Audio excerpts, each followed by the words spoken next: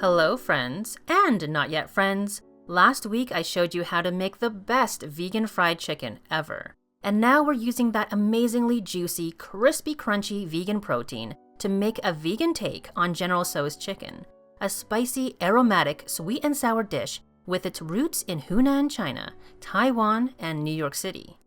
I've been meaning to make this dish since a bunch of you asked me to veganize this Chinese-American restaurant favorite. By the way, if you have any requests, please leave them in the comments along with the hashtag recipe request. That'll help me find them more easily.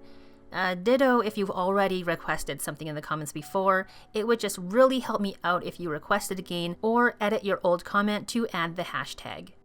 Starting with the best vegan fried chicken. This time I'll show you the oven fried method more clearly since we kinda skipped over that last week. If you want to use another vegan chicken alternative for your General Tso's, check the description for the timestamps to skip ahead. We start with medium firm tofu. Not firm tofu, but tofu with medium firmness. It's also sold as traditional tofu. Do not open the package, but stick it straight in the freezer and freeze it solid. The water that's in the tofu will crystallize and expand, creating little pockets within. After it's solid, take it out of the freezer, but don't open the package. Let it thaw.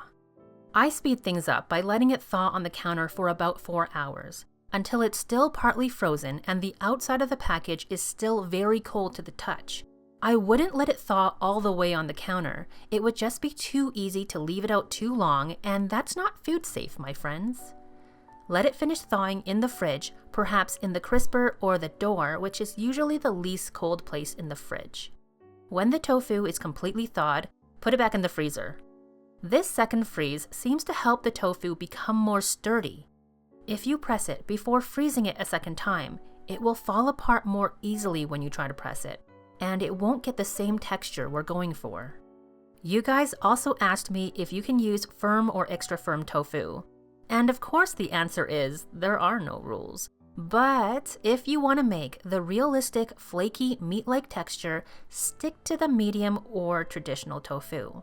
Firm or extra firm tofu turns spongy and grainy after freezing. Smooth tofu has a layered effect when you freeze it, but it is hard to press the water out. It tends to get smushy.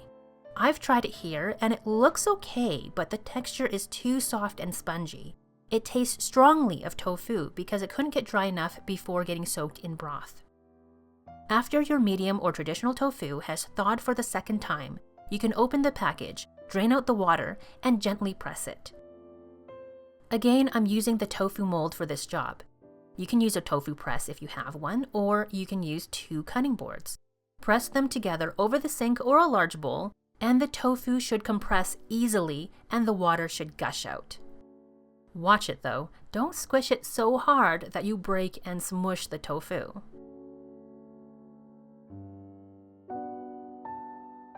Afterwards, you can break it up into chunks.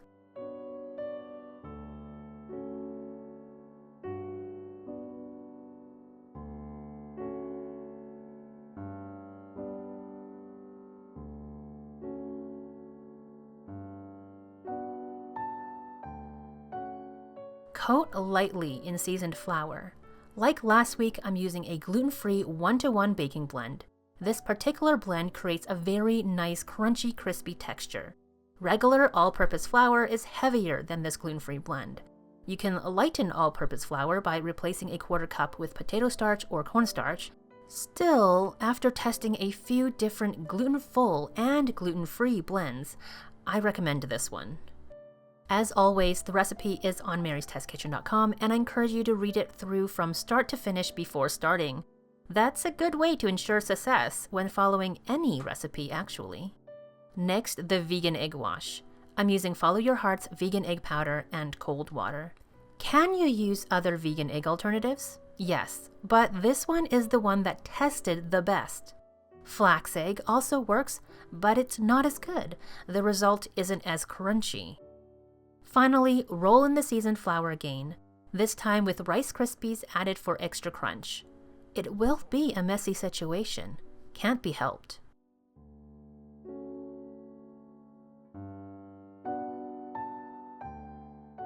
Now we could deep fry these, but this time we're gonna oven fry.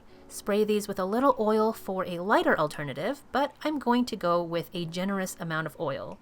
This will help us get a very crispy, crunchy exterior that will hold up against our tasty General Tso's sauce. Bake in a preheated 425 degree Fahrenheit oven for 30 to 35 minutes, flipping the pieces over halfway.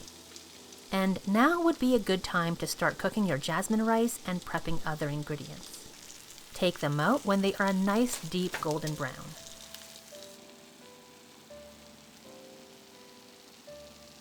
Let those cool on a rack or a bed of paper towels, and let's get to the rest of our ingredients. I'm using semi-dried chilies, fresh ones that have been in the fridge drying out because I kind of forgot about them. They're going to be hot. Dried chilies aren't as spicy hot, but they are more fragrant. Use what you have and take out the seeds if you want something more mild. Veggies are not typically mixed into this dish, but why not make this a one-wok kind of meal? I love peppers for their color, white onion for the sweetness, and broccoli so I can pretend I'm a giant eating trees for dinner. Our sauce consists of chicken-style vegan broth, light soy sauce, Shaoxing wine to add fragrance, and don't worry if you can't handle alcohol. I can't either. It'll get cooked off. Skip it if you just don't want to use wine though. Add regular white vinegar, brown sugar, and a bit of cornstarch. I've had some variation on General Tso's which are more sour or more sweet or more salty. This one is more balanced. If you want any of these aspects to be stronger, feel free to taste and adjust. Also, I swear, some taste like they have ketchup. Feel free to add some. I'm not going to, but this is your General Tso's and there are no rules. Mix it well and let's go to the stove. Get your wok or large skillet nice and hot over medium heat with a couple teaspoons of cooking oil. As usual, I'm using canola. Peanut oil is another good choice for handling high heat and adds a little flavor too.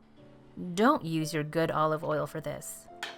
When your oil is hot and shimmering, add the aromatics, garlic, ginger, red chilies, and green onion whites. Save the dark green parts for later.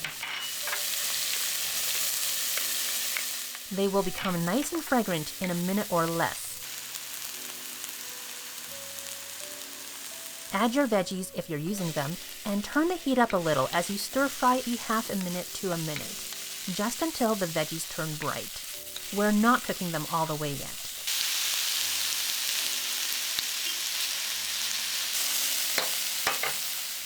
Give the sauce a little mix to kick up the starch and pour it in.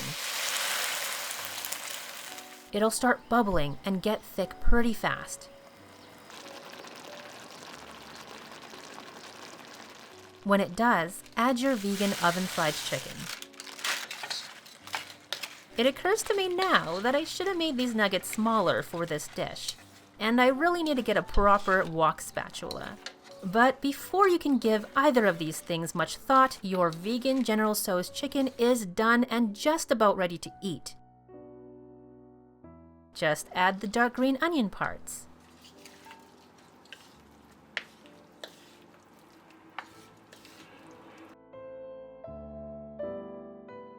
Serve on fragrant white rice and sprinkle with some sesame seeds. And that's a bowl calling out to be devoured. The sauce coats everything perfectly, not too much or too goopy, just enough to cling to every surface with savory, aromatic flavor, spicy, sweet, a little tangy. I love the color. The abundance of veggies just makes this a joy to eat. And the vegan chicken still has some crispy crunchiness wrapping around a tender, juicy interior. You can't taste the beanie flavor of tofu at all. If you've ever liked General Tso's, you're gonna love this. And if you haven't, I'm sure you'll still love it. Try it and let me know what you think in the comments. Remember, the full recipe and blog post is linked in the description box, plus links to any special ingredients and the tofu mold that I used. It was super inexpensive, even though I haven't actually made tofu in it yet. It's been super useful. And that's it. Thanks so much for watching, friends. Let me know if you have any questions in the comments below, and I'll do my best to answer. Please give this video a thumbs up if you liked it and subscribe if you haven't already for more delicious vegan Chinese food recipes and more. Coming up next week, how to make firm tofu from scratch. Bye for now.